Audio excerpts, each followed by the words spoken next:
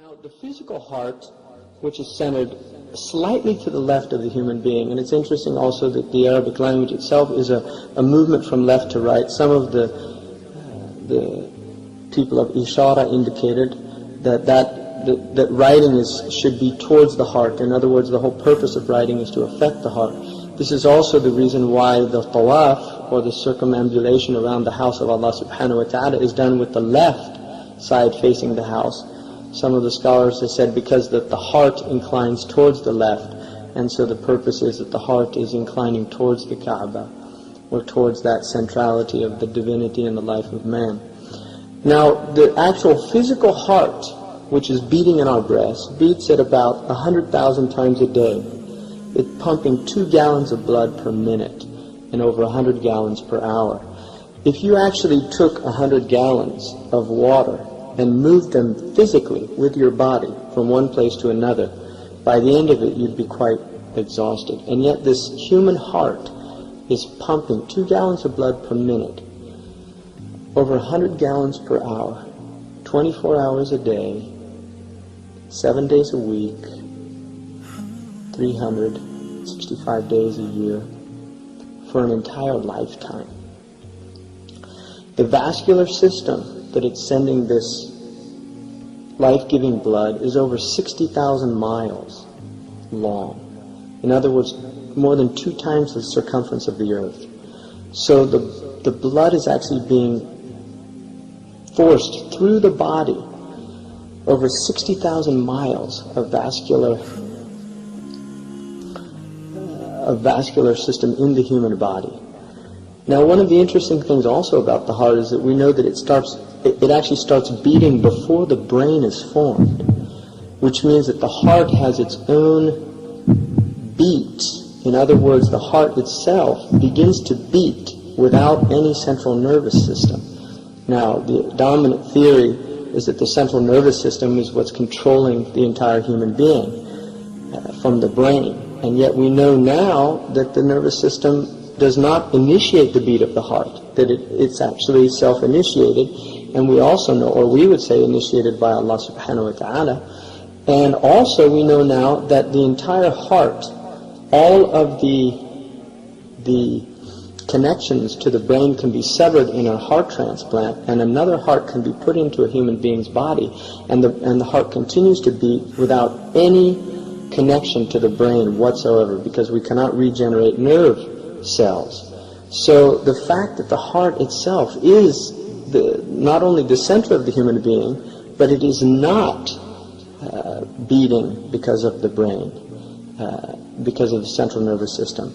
Now, another interesting thing about the brain is that the human being, there are many actually people that think that the brain is also the center of consciousness. And yet the Quran very clearly states, لَهُمْ قُلُوبٌ لَا يَفْقَهُونَ بِهَا. They have hearts that they're not able to think with, or they're not able to understand with.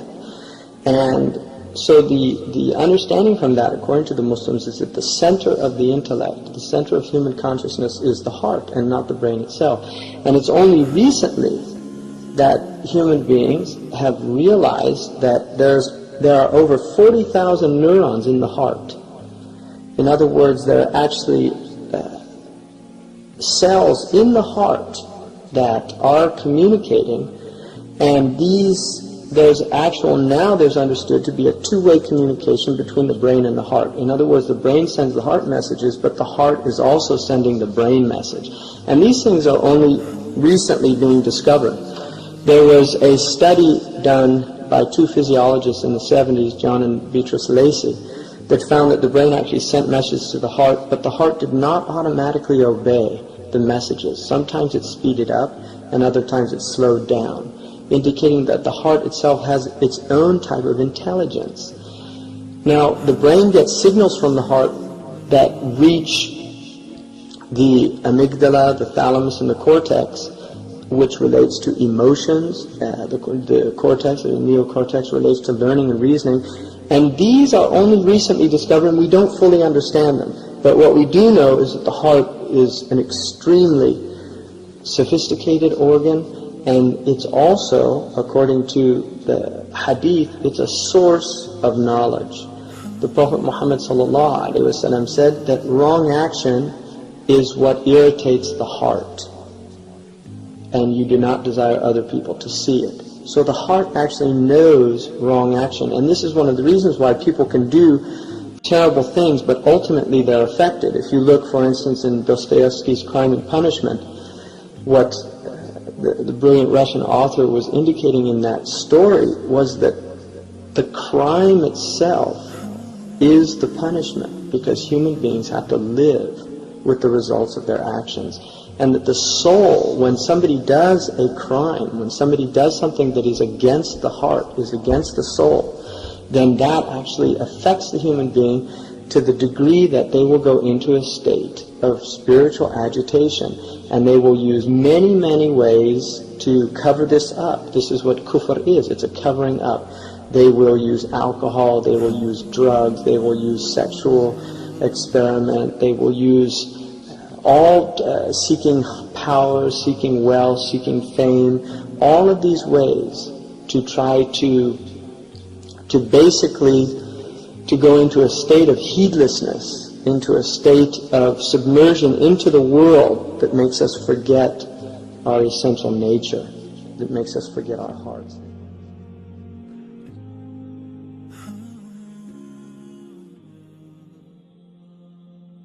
There are two primary concerns in Islam. The first and foremost is the heart itself, which is called al-qalb. It's also called al-aql, al-fu'ad, al-sir, al-ruh. It has many names in the Quran. But primarily and foremost, it's called the qalb.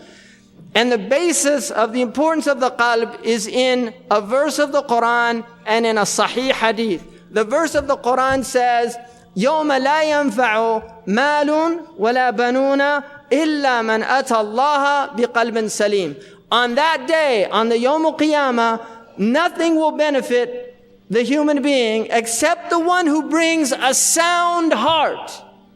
In other words, the only thing that's going to benefit you, it will not be your wealth, nor will it be your children, which was the Jahili concept of what benefited you in the dunya.